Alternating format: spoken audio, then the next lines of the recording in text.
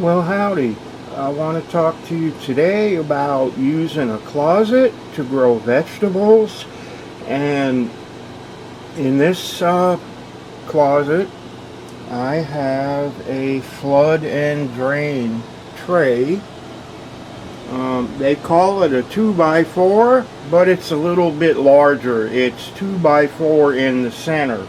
So my setup, some people use a table for this. What I did, I have two 27-gallon totes here, and this is sitting on top. Now, over here I have a reservoir. You probably can't see in there, but there's a pump down there. This here is the feed, and there is a pump in the reservoir hooked up to it. The other one here is the drain. Now, I don't have it set up very high, but your fittings would look something like this. This is a 3/4, this is the drain, and these here, you have a number of sections that you screw in, and that controls the height of the flood. Now, you always want to use these screens because they filter out stuff. Now this one takes 1/2-inch tubing. This one takes 3/4. I have this on the edge of my tote, so it's actually, there's holes in the tote. One brings up the feed and the other one drains back into the tote. You do use a fair amount of water for this, so you probably do want a 27-gallon tote. You might get by with less. And then usually you'll use a 6-inch net pot like this. You don't need a really large pot to grow this way because you're gonna be watering on a timer. For example, I will flood this. It takes me, I think you can see on here, you might be able to see the watermark.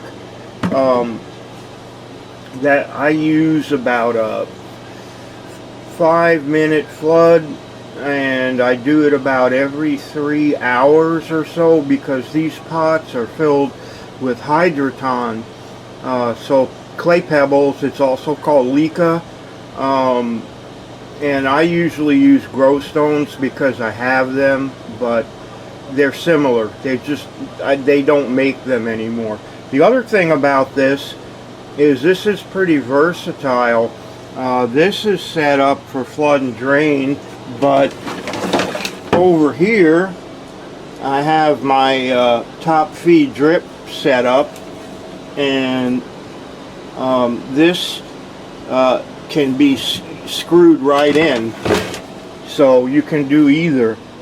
Now, you are going to need an LED light in here, and this is HLG 650R. It's way overpowered for this closet, and it's also very expensive. It'd probably set you back about $1,200, but don't panic. You don't need that expensive of a light. There are other options for a few $100. I just would rather have a really large light and dim it down rather than have a light that I turn all the way up and it doesn't have enough light. So, you know, and I grow a variety of crops in here, and some of them are very high light, but even still, I cannot run this full out most of the time. So you will need a light. You want to use an LED because it puts out less heat than anything else. And that's probably going to be the most expensive thing for setting up a closet, will be your light, because the trays, I think you can pick these up for about $100, maybe a little bit less. The fittings are only about less than $10, and the pots are not that expensive either. So yeah, anyway, I also have a trellis in here, and I hang this with light hangers, and so it floats.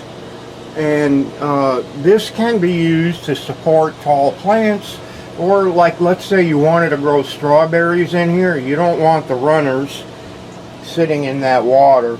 You can use this to hold the runners up. So you got that.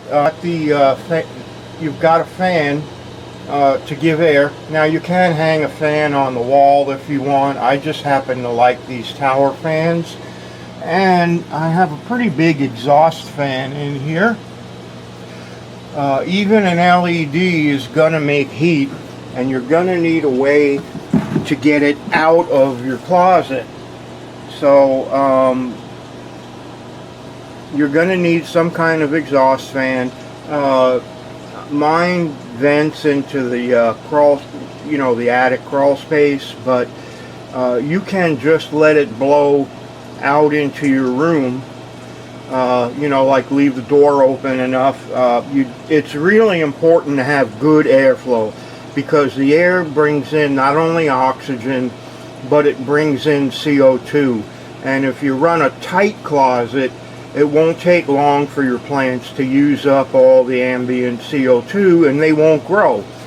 So make sure you have positive intake, and if you have fans running, they will suck air in, like under the door, or like I said, leave the door open a crack.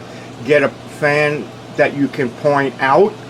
If you don't want to go through a wall or a ceiling, get a fan you can point out towards your room and run it that way. Now my lights, I usually run 12 hours, maybe sometimes I'll go 16, but most plants that grow outdoors, they get about 12 hours of sunlight a day. That's all they really need indoors. An LED, if you size it right, will give them plenty of light in 12 hours.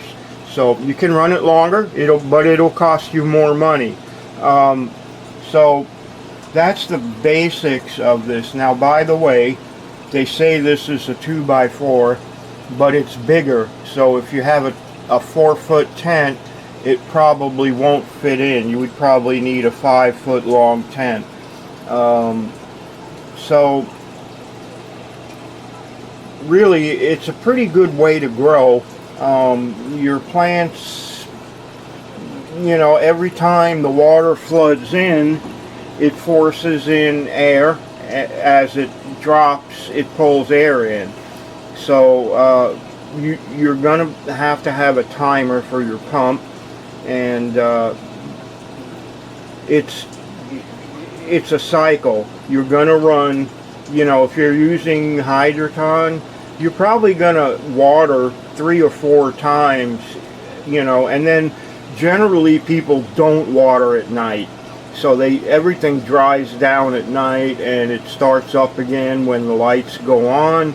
And it's a good system. It works really well. One of the good things about it, you can move your plants around in this system.